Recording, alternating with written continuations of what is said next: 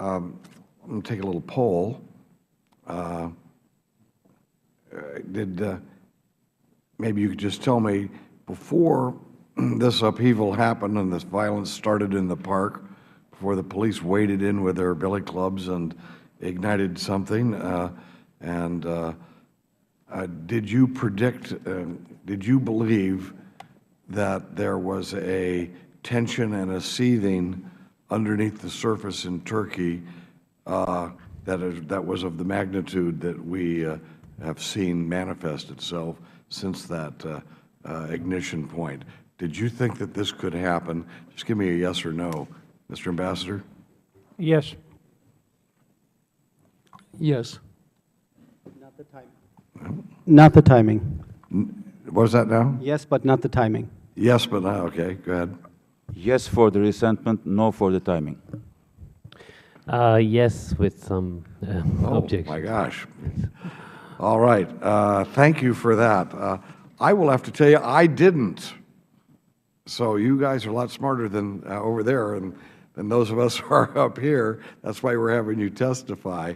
I really saw perhaps it was an illusion, and perhaps it was not. It seemed to me that we had a demonstration of Islamic democratic government that was reasonable and could, again, serve as a model and was reaching out to its own people in the democratic process. I always looked at for example, the fact that women before, and correct me if I'm wrong, were not permitted to wear headscarves when the old pro-military regime was in. And freedom is when a woman has the right to wear a headscarf, but also the right not to wear a headscarf. And if the new government, or if the Erdogan government would then move to the point that it was mandating that, well, then it would begin, as you were mentioning, traipsing on the fundamental freedoms of the people. Was this alcohol restriction? I've heard one example of that. Are there other restrictions that I have missed that were being, again, over the line where you would say that a freedom line that the Erdogan administration was having, other than restricting alcohol is because of someone's religious beliefs? Islam does not believe in that. So were there other restrictions that causing the people to be upset? Whoever has an answer for that? Mr. Ambassador, any? Simply to say, in our own country, sir, as you know, we prohibited alcohol for many years. As an imbiber of alcohol, I'm personally not in favor of that. But I just want to show how complicated democracy is as it rubs up against what people see as their personal freedoms.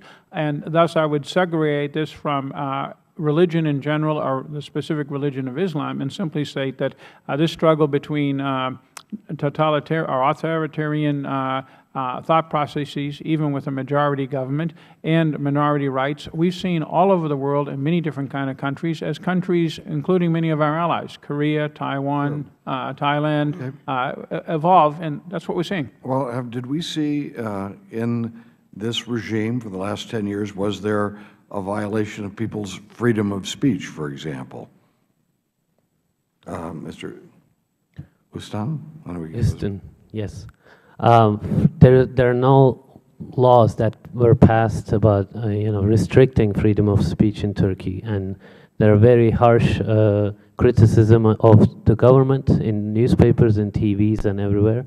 There's been concerns about media issues, but there are structural problems that date back to the 90s and before, where the relationship between sort of big media conglomerates and the businesses, those kind of relationships make the media sort of journalists' lives a little more difficult, because they have to kind of sort of go along with what the bosses want. In the past, they would call on the military to intervene, but today they're doing other things. Does anyone else have an observation about freedom of speech under this administration?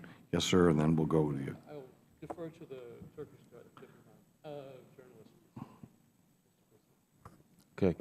Well, Let me give you an example on that. Since 2008, I don't remember having read any news story covering government corruption in the mainstream media. Since 2008, Is that right? in the mainstream.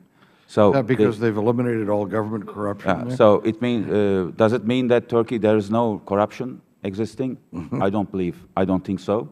And then the main instinct replaced the instinct of news in the news desk, is the self-censorship. And it was proven on the night of May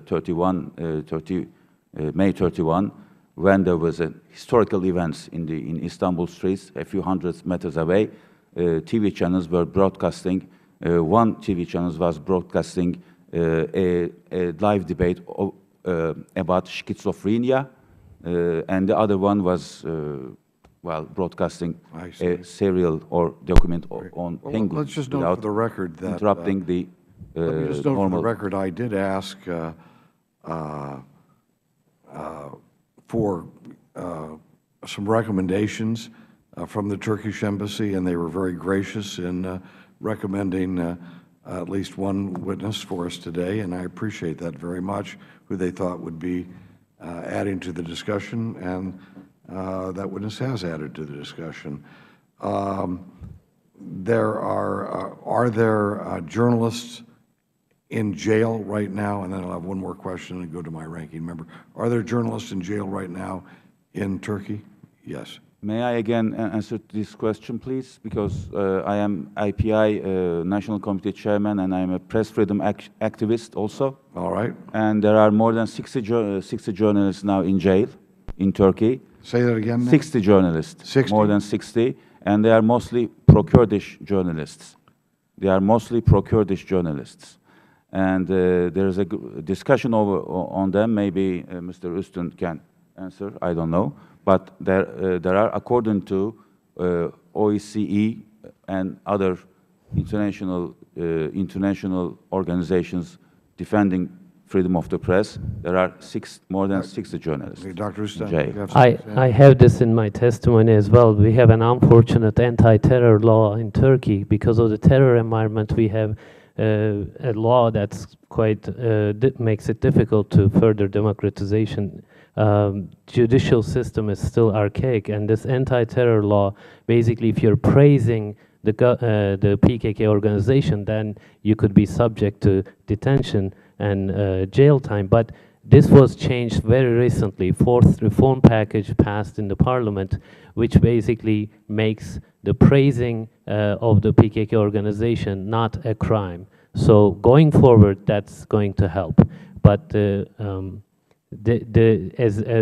Gürsel was saying, there are a lot of small-time journalists. Over my time here, and yes. Mr. Ambassador, do you have something very quickly to answer that?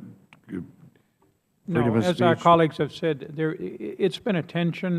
There's a great deal of information out there in Turkey that is available to the citizens, and there have been restrictions. Many of these restrictions date well before the AKP, as we've heard. The AKP has eliminated some of them and has particularly recently raised new questions. So we have to put it in a historical perspective. I will now turn to my ranking member. I'm sorry, I'm overbid. As many questions as long as you want. Thank you, Mr. Chairman. I'd just like